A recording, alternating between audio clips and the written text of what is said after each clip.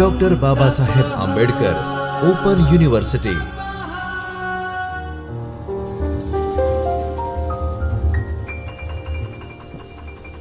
નમસ્કાર વિદ્યાર્થી મિત્રો, ડૉક્ટર બાબા સાહેબ આંબેડકર ઓપન યુનિવર્સિટીના ચૈતન્ય સ્ટુડિયોમાં હું ડૉક્ટર રોશની પ્રજાપતિ, આસિસ્ટન્ટ પ્રોફેસર સંસ્કૃત, આપ સૌનું હાર્દિક સ્વાગત કરું છું. મિત્રો, આજે આપણે MASKT 01 વેદ અને નિરુક્ત એમએનું જે પ્રથમ સત્રનું પેપર છે, પેપર 1 MASKT 01માં વેદ અને નિરુક્ત, જેમાં આપણો પ્રથમ યુનિટ છે વૈદિક સૂક્ત. વૈદિક સૂક્તની અંદર આપણે આગળના લેક્ચરની અંદર વૈદિક અને વેદોનું જ્ઞાન અને વેદો કેટલા છે એના ઉપર આપણે જાણકારી મેળવી. આજે ફરી આપણે વેદો કેટલા છે અને વેદોમાં કેટલા વિભાજન થયેલા છે તે કેટલા વેદોનું અધ્યયન આપણે આજે વૈદિક સૂક્તો દ્વારા વેદોનું પણ આપણે કેટલીક જાણકારી મેળવીશું. તો આપણે આગળ જોઈએ તો અહીંયા વેદોની અંદર જે ઋગ્વેદ છે, યજુર્વેદ, સામવેદ અને અથર્વવેદ એમ આ 4 વેદો આપણને આપવામાં આવેલા છે. વેદો આપણા 4 છે. 4 વેદોની અંદર ઋગ્વેદ, યજુર્વેદ, સામવેદ અને અથર્વવેદ. ચારે વેદોની અંદર અલગ અલગ વિભાજન કરવામાં આવે છે. ઋગ્વેદની અંદર 2 રીતે વિભાજન કરવામાં આવે છે, અષ્ટક્રમ અને મંડલક્રમ. જે અષ્ટક્રમ છે એને 8 વિભાગમાં વહેંચવામાં આવે છે અને એમ 8 × 8 કરીએ તો આપણે બરાબર 64, એમ 64 અધ્યાયોની અંદર ઋગ્વેદ વિભાજન થયેલું છે. બીજી રીતે એનું મંડલ ક્રમની અંદર પણ વિભાજન થયેલું છે, જેમાં 10 મંડળો છે. એ 10 મંડળોની અંદર પણ કેવી રીતે એનું વિભાજન થયેલું છે એ પણ આપણે આગળ જોઈશું. તો કે ઋગ્વેદના મંત્રોના વિભાજન અંગે વિચારીએ તો કહી શકાય કે ઋગ્વેદના મંત્રોનું વિભાજન 2 પ્રકારે કરવામાં આવ્યું છે. એક છે અષ્ટક્રમ અને બીજું છે મંડલક્રમ. આ 2 વિભાગો છે એ 2 વિભાગો વ્યવસ્થાઓ કે ક્રમ પૈકી અષ્ટક ક્રમ મુજબ સમગ્ર ઋગ્વેદનું વિભાજન 8 વિભાગોમાં કરવામાં આવ્યું છે. આ દરેક વિભાગ જે છે એ અષ્ટકમાં 8 અધ્યાયો આવેલા છે. આમ 8 × 8 કરવા જઈએ ત્યાં 64 અધ્યાયો થાય. તો આમ અષ્ટક ક્રમની અંદર 64 અધ્યાયનો સમાવેશ કરવામાં આવ્યો છે. આ અષ્ટક વ્યવસ્થા સંપૂર્ણ ઋગ્વેદને મુખપાઠ રાખવાના ઉદ્દેશથી વિચારવામાં આવી છે. મુખપાઠ એટલે મંત્રોને મોઢે તૈયાર કરવા. એ જે ઋગ્વેદને મુખપાઠ રાખવાના ઉદ્દેશથી અહીંયા વિચારવામાં આવી છે. આધુનિક વિદ્વાનોએ આ વ્યવસ્થામાં કોઈ નિશ્ચિત સિદ્ધાંત કે વૈજ્ઞાનિકતા જણાવી નથી.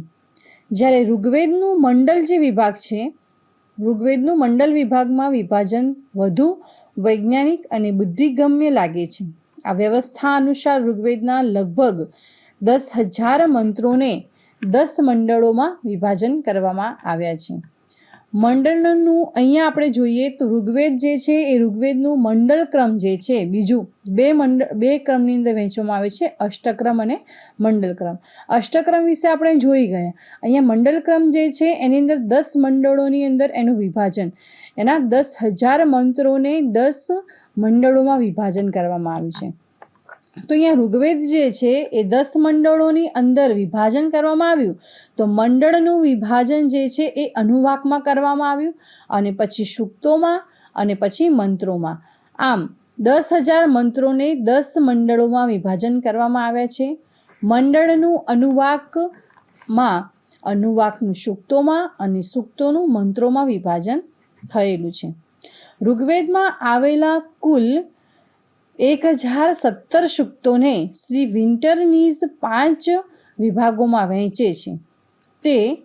તે મુજબ આપણે જોઈએ તો કે જે સૂક્તો છે એ સૂક્તોની અંદર 5 વિભાગોની અંદર એમને વહેંચ્યા છે. તો આવો પ્રશ્ન પણ પૂછાઈ શકે કે વૈદિક સૂક્તોની અંદર 5 વિભાગોમાં કોને વહેંચ્યા છે? તો વિન્ટરનીઝ જે છે એ વિન્ટરનીઝે 5 વિભાગોમાં સૂક્તોને વહેંચ્યા છે. તો કેવી રીતે? તો કે જે ઉર્મી કાવ્યો છે, જે ઉર્મી કાવ્યોમાં અરણ્ય સૂક્ત જે છે, અરણ્યાની સૂક્ત, ઉષા સૂક્ત, પર્જન્ય સૂક્ત તથા રાત્રિ સૂક્તનો જે સમાવેશ છે એમને એ ઉર્મી કાવ્યમાં કર્યો છે. હવે આપણે બીજો વિભાગ જોઈએ તો કે બીજા 5 વિભાગમાં કર્યો એમ પહેલો વિભાગમાં આપણે જોયું, અને બીજા વિભાગની અંદર પ્રાર્થના કાવ્યોમાં કે જે અગ્નિ સૂક્ત છે, ઇન્દ્ર સૂક્ત છે તથા સોમ સૂક્તોનો સમાવેશ કરી શકાય. પછી ત્રીજા વિભાગની અંદર એમણે તત્વજ્ઞાન વિષયક સૂક્તોમાં નાશદીય સૂક્ત, પુરુષ સૂક્ત, હિરણ્યગર્ભ સૂક્ત, અશ્યવામીય સૂક્તનો સમાવેશ કરી શકાય. આગળ ચોથો વિભાગ જે છે એમાં આખ્યાન સૂક્તો કે સંવાદ સૂક્તોમાં, પછી પુરુર્વા ઉર્વશી સંવાદ છે, યમી સંવાદ છે, વિશ્વામિત્ર નદી સંવાદ સૂક્તો જે છે, શર્મા પાણી સંવાદ સૂક્તોનો પણ આમાં સમાવેશ થાય છે. પાંચમા વિભાગની અંદર આપણે જોઈએ તો કૂટ કાવ્યોમાં ઋગ્વેદમાંથી મળી આવતી દાન સ્તુતિઓ જે છે તથા ભિક્ષુ સૂક્તનો સમાવેશ એમાં કરી શકાય છે. આમ ઋગ્વેદના 10 મંડળોની ગૂંથણી કે વ્યવસ્થા વિશે જોઈએ તો પાશ્ચાત્ય વિદ્વાનોના મત પ્રમાણે ઋગ્વેદના મંડળોમાં પ્રાચીન તથા અર્વાચીન મંત્રોનો સમુદાય સંગૃહિત કરવામાં આવ્યો છે. બીજા મંડળથી હવે આપણે મંડળો વિશે તો જોઈ ગયા. હવે આપણે મંડળોની અંદર કેવી રીતે વિભાજન કરવામાં આવ્યું છે. 10 મંડળો થયા. 10 મંડળોની અંદર અનુવાક, એમાં સૂક્તો અને કેટલાક મંત્રો છે. તો બીજા મંડળથી માંડીને 7મા મંડળ સુધીનો ભાગ જે છે એ ઋગ્વેદનો કેન્દ્રીય અને અત્યંત પ્રાચીન અંશ છે. એમાં પ્રત્યેક મંડળનો સંબંધ કોઈ વિશિષ્ટ ઋષિ અથવા એમના કુટુંબ કે વંશજો સાથે નિશ્ચિત રૂપે પ્રાપ્ત થાય છે. આથી આ મંડળોને પરિવાર મંડળ, ગોલ મંડળ, કુળ મંડળ, કુટુંબ મંડળ કે વંશ મંડળ તરીકે પણ ઓળખવામાં આવે છે. તદ અનુસાર બીજા કે દ્વિતીય મંડળના ઋષિ.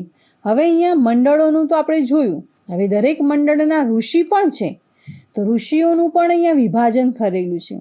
તો કે બીજા કે દ્વિતીય મંડળ જે છે એ દ્વિતીય મંડળના ઋષિ જે છે એ ગૃહત સંમત છે. કૃત સંમત એટલે તમને પૂછવામાં પણ પ્રશ્ન આવે કે ભાઈ ઋગ્વેદના બીજા મંડળના ઋષિ કયા છે, તો કૃત સંમત. ત્રીજા કે તૃતીય મંડળના ઋષિ કયા છે, તો વિશ્વામિત્ર. ચોથા કે ચતુર્થ મંડળના ઋષિ કયા છે, તો વામદેવ છે. પાંચમા કે પંચમ મંડળના ઋષિ છે અત્રિ. છઠ્ઠા કે ષષ્ઠ મંડળના ઋષિ છે ભરદ્વાજ. સાતમા કે સપ્તમ મંડળના ઋષિ છે વશિષ્ઠ. અને આઠમા કે અષ્ટમ મંડળના ઘણા ખરા સૂક્તો જે છે એ કર્ણવ ઋષિ અને અંગીરસ તથા એમના વંશજોના છે. આ મંડળમાં પ્રક્ષિપ્ત સૂક્તો તરીકે પણ આવેલા 11 બાલવિખ્ય વાલખિલ્ય નામના સૂક્તો જે છે એ ભિન્ન ભિન્ન ઋષિઓનું દર્શન પ્રસ્તુત કરે છે. એટલે આ 9મા મંડળને પવમાન એટલે કે સોમ મંડળ પણ કહે છે, અને પવમાન મંડળ પણ કહેવાય, સોમ મંડળ પણ કહેવાય. પણ હવે પ્રશ્ન એવો પૂછાઈ શકે કે 9મા મંડળને બીજા કયા નામે ઓળખાય છે, તો પવમાન મંડળ અને સોમ મંડળ તરીકે પણ ઓળખાય છે. કારણ કે આ મંડળમાં સોમને ઉદ્દેશીને રચાયેલા મંત્રોનો સંગ્રહ કરવામાં આવ્યો છે. પહેલું મંડળ અને 10મું મંડળ અર્વાચીન ગણાય છે. તેમાં ભાષા, છંદ, વિચારો અને ભાવો વગેરેની દ્રષ્ટિએ 10મું મંડળ બાકીના મંડળો કરતાં જુદું પડે છે અને તેથી જ સૌથી છેલ્લું ઉમેરાય છે. ઋગ્વેદ સંહિતા, યજુર્વેદ સંહિતા. હવે અહીંયા ઋષિઓની વાત તો થઈ. હવે આપણે સંહિતા એટલે શું અને સંહિતા કઈ કઈ છે, તો જે વેદો છે એ જ વેદોના અધ્યયનને સંહિતા પણ કહેવામાં આવે છે. તો સંહિતા પણ આપણે જોઈશું તો ઋગ્વેદ સંહિતા છે, યજુર્વેદ સંહિતા, સામવેદ સંહિતા તથા અથર્વવેદ સંહિતા. આ 4 સંહિતાઓની રચના પછી વેદ મંત્રોના રક્ષણ અને અર્થબોધની પ્રવૃત્તિનો આરંભ કૌશિતકી, ઐતરેય, સતપથ, તૈતરીય, તાંડ્ય તથા ગોપથ વગેરે બ્રાહ્મણ ગ્રંથોથી જ શરૂ થાય છે. સંહિતાઓ જોઈ, એના પછી આવશે બ્રાહ્મણ ગ્રંથો. હવે બ્રાહ્મણ ગ્રંથોનો અભ્યાસ પૂર્ણ થાય છે ત્યાં ભાષ્યકારો પણ આવે છે. તો ગ્રંથોથી જે વેદના જે મંત્રાત્મક ભાગથી ભિન્ન અને યજ્ઞ કર્મમાં પ્રયોજાતા મંત્રોની વ્યુત્પત્તિ, વિનિયોગ, ઉપયોગ, પ્રયોગ વગેરેની શાસ્ત્રીય ઢબે ચર્ચા કરતું વેદના એક ભાગરૂપ સાહિત્ય એને કહેવાય છે બ્રાહ્મણ સાહિત્ય. બ્રાહ્મણ ગ્રંથોમાં ક્યાંક ક્યાંક મંત્રોના અર્થી, આખ્યાયિકાઓ અને શબ્દોના નિર્વચનો આપેલા છે. હવે અહીંયા શબ્દોના નિર્વચનો આવે ત્યાં આપણને નિરુક્ત પણ યાદ આવે અને નિઘંટુ પણ યાદ આવે. તો અહીંયા એવા કેટલાક વેદાંગો પણ છે, જે વેદાંગોની વાત આપણે નિરુક્તમાં પણ કરી છે. તો વેદો 4 છે, જ્યારે વેદાંગો આપણા 6 છે. તો શિક્ષા, કલ્પ, છંદસ, જ્યોતિષ, વ્યાકરણ અને નિરુક્ત વગેરે 6 વેદાંગોમાં વિવિધ દ્રષ્ટિકોણથી વેદોને સમજવાનો પ્રયત્ન થયો છે. મંત્રોનો પદપાઠ આપનાર ઋષિઓએ પ્રત્યેક મંત્રના પદોનું ઋગ્વેદ સંહિતા, યજુર્વેદ સંહિતા, સામવેદ સંહિતા તથા અથર્વવેદ સંહિતા આ 4 સંહિતાઓની રચના પછી વેદ મંત્રોના રક્ષણ અને અર્થબોધની પ્રવૃત્તિનો આરંભ કૌશિતિક, ઐતરીય, સતપથ, તૈતરીય, તાંડ્ય તથા ગોપથ વગેરે બ્રાહ્મણ ગ્રંથોથી જ શરૂ થાય છે. વેદના મંત્રાત્મક ભાગથી ભિન્ન અને યજ્ઞ કર્મમાં પ્રયોજાતા મંત્રોની વ્યુત્પત્તિ, વિનિયોગ, ઉપયોગ, પ્રયોગ વગેરેની શાસ્ત્રીય ઢબે જે ચર્ચા કરતું વેદના એક ભાગરૂપ સાહિત્ય એ બ્રાહ્મણ સાહિત્ય તરીકે ઓળખાય છે. બ્રાહ્મણ ગ્રંથોમાં ક્યાંક ક્યાંક મંત્રો, અર્થો, આખ્યાયિકા, નિર્વચનો આપેલા છે. એમાં કેટલાક વેદાંગો વિશેની પણ આપણે આગળ વાત કરી. એવા વિવિધ દ્રષ્ટિકોણથી વેદોને સમજવાનો પ્રયત્ન થયો છે. મંત્રોનો પદપાઠ આપનાર ઋષિઓએ પ્રત્યેક મંત્રના પદોનું પૃથ્થકરણ કરીને મંત્રોને સમજવામાં ઘણી મદદ કરી છે. ઋગ્વેદના સંહિતા પાઠમાંથી સૌપ્રથમ શાકલ્યે સંધિજન્ય ફેરફાર કરીને કે સંધિ દૂર કરીને પદોને પરસ્પરથી છૂટા પાડીને પદપાઠ તૈયાર કર્યો છે. એમનો ઉલ્લેખ બૃહદારણ્યક ઉપનિષદ, બ્રહ્માંડ પુરાણ, પૂર્વ ભાગ 2, 34, 32 અને 33, યાસ્કકૃત નિરુક્ત તથા આચાર્ય સૌનકકૃત ઋક પ્રતિશાખ્યમાં પણ જોવા મળે છે. હવે એની સાથે સાથે આપણે જોયા કે જે વેદાંગો છે એ વેદાંગો 6 અંગ છે, એ 6 અંગ વિશે આપણે જોયું અને ઉલ્લેખ પણ જોયો. હવે અહીંયા આપણે આવશે પદપાઠ. પદપાઠની સાથે 8 વિકૃતિઓ પણ છે.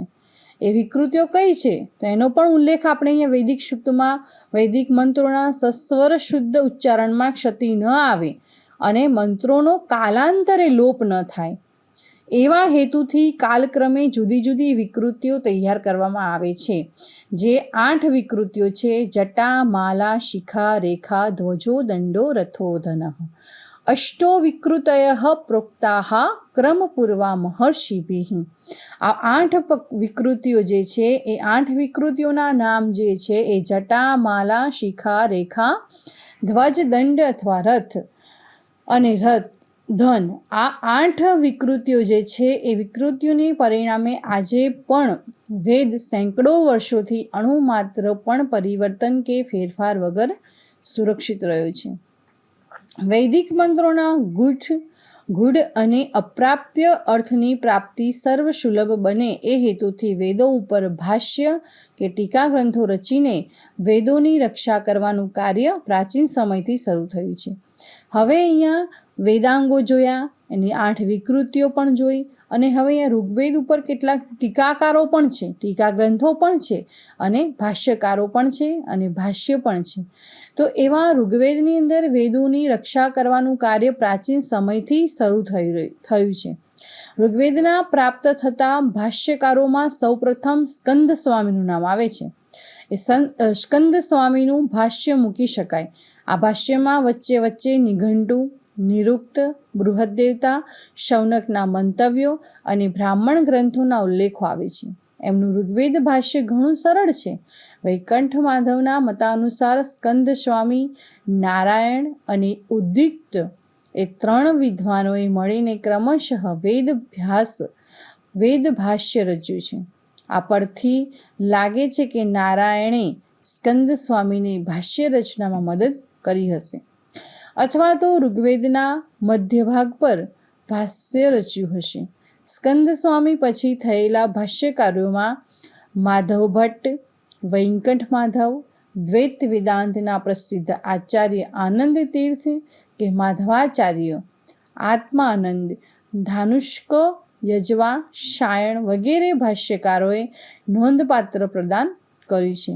હવે અહીંયા ભાષ્યકારોની અંદર નોંધપાત્ર જે પ્રદાન કર્યું છે એ બધા તો આપણે જોયા, પણ એની અંદર વિદેશીઓ પણ કેટલાક છે. તો કે આ બધા જ ભાષ્યકારોમાં સૌથી વધારે પ્રસિદ્ધિ પામેલા ભાષ્યકાર જે છે એ સાયણાચાર્ય. આપણે સૌને જાણીએ છીએ કે સાયણાચાર્ય જે છે એ વેદ ભાષ્યકારોમાં ભાષ્યકાર પ્રસિદ્ધ છે. વેદ ભાષ્યકારોમાં મૂર્ધન્ય સ્થાને વિરાજતા સાયણાચાર્યે ઋગ્વેદ, સામવેદ, અથર્વવેદ, કૃષ્ણ યજુર્વેદની કાણવ સંહિતા એમ 5 સંહિતા ઉપર, 11 બ્રાહ્મણ ગ્રંથો ઉપર, તૈતરીય અને ઐતરીય એમ 2 આરણ્યકો ઉપર તથા છાંદોગ્ય ઉપનિષદ અને બૃહદારણ્યક ઉપનિષદ એમ 2 ઉપનિષદો મળી કુલ 20 ગ્રંથો ઉપર એમની ભાષ્યો રચ્યા છે. આમ વૈદિક સાહિત્યના વિશ્વમાં શ્રી સાયણાચાર્યનું અદ્વિતીય તથા અવિસ્મરણીય પ્રદાન છે. વેદ વિદ્યાના નિષ્ણાંત અર્વાચીન વિદ્વાનોમાં શ્રી દયાનંદ સરસ્વતી, સત્યવ્રત શ્યામશ્રમી, શ્રીપાદ દામોદર સાતવડેકર, શ્રી રામચંદ્ર દાંડેકર, સ્વામી શ્રી ગંગેશ્વરાનંદજી મહારાજ, સ્વામી શ્રી ભગવદાચાર્ય, ઘાગવેદ શ્રી ગિરધર શર્મા, ચતુર્વેદી શ્રી મોતીલાલ શર્મા, શ્રી વાસુદેવ શરણ અગ્રવાલ તથા શ્રી અરવિંદ ઘોષ જેવા યોગીઓનો પણ અહીંયા નોંધપાત્ર ફાળો છે. અહીંયા આપણે બધા જ જે નામ સાંભળ્યા છે એ બધાએ જ અહીંયા ભાષ્યોમાં, વેદોમાં અને ભાષ્યકારો બનવામાં પણ એમને ઘણો અઢળક ફાળો આપ્યો છે. વૈદિક સાહિત્યના આધુનિક અભ્યાસનો આરંભ ઈસવીસનની 19મી સદીમાં થયો. વેદોનો અભ્યાસ કરનારા પરિશ્રમી વિદેશી વિદ્વાનોમાં કોલબ્રુકનું નામ આજે પણ વેદોના અભ્યાસીઓમાં જાણીતું છે. આવો પ્રશ્ન પણ પૂછાઈ શકે કે વેદોની અંદર, વેદના અભ્યાસીઓની અંદર જે વિદેશી વિદ્વાન છે એમનું નામ શું છે? તો કોલબ્રુક એમનું નામ છે. ઈસવીસન 1805માં હેનરી ટોમસ કોલેમ્બરોકે નામના વિદ્વાને on the Vedas the sacred writings of the Hindus, હિન્દુઓનો ધાર્મિક ગ્રંથ જે છે એ વેદ નામનો એક લેખ પ્રકાશિત કર્યો. આ પછી રુડિલ્ફ Roth, weber, મેક્સમ્યુલર, મ્યુર, Wilson, Ludwig ગ્રાસવાન, કેગી, પિશેન, ગેલ્ડનર, વ્હિટની, ઓલ્ડનબર્ગ, બ્લૂમફિલ્ડ, મેકડોનલ, બર્ગેન, Renu વગેરે વિદેશી વિદ્વાનોએ પણ આ વૈદિક સાહિત્યના ક્ષેત્રમાં નોંધપાત્ર પ્રદાન કર્યું છે. તો અહીંયા આપણે જોયું કે વૈદિક સાહિત્યની અંદર ભાષ્યકારોમાં અને વેદોનો અભ્યાસ કરવામાં વૈદિક સાહિત્યને અનેક ક્ષેત્રોમાં આગળ લઈ જનાર એવા કેટલાક જે વિદ્વાનો છે એમનો ઘણો બધો ફાળો અહીંયા આપણને નોંધપાત્ર જોવા મળે છે. તો અહીંયા સુધી આપણે જોઈશું. હવે આગળ આપણે વૈદિક સાહિત્યની અંદર વૈદિક સૂક્તોનો અભ્યાસ આપણે જે કરવાનો છે તે હવે આપણે આગળના નેક્સ્ટ લેક્ચરમાં કરીશું. ત્યાં સુધી અહીં સુધીનો અધ્યયન કરશો. અસ્તુ. ધન્યવાદ. स्वाध्यायः